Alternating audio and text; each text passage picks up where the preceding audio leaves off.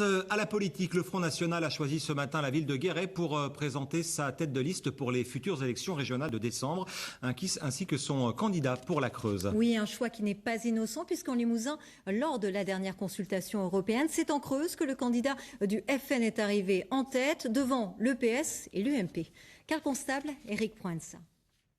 La tête de liste du Front National pour la grande région, c'est lui, Jacques Colombier, 63 ans, agent immobilier de son État, ancien conseiller régional et aujourd'hui élu à la ville de Bordeaux et au conseil communautaire de la métropole.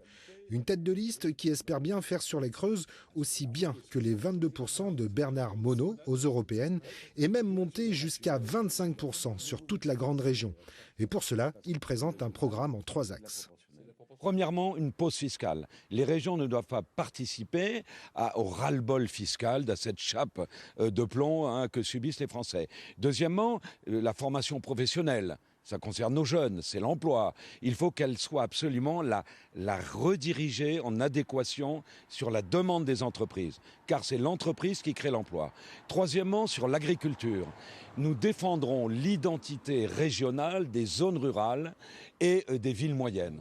Paradoxalement, même s'ils partent au combat, les frontistes sont vent debout contre la réforme territoriale et une collectivité qui pour eux ne sera plus à taille humaine.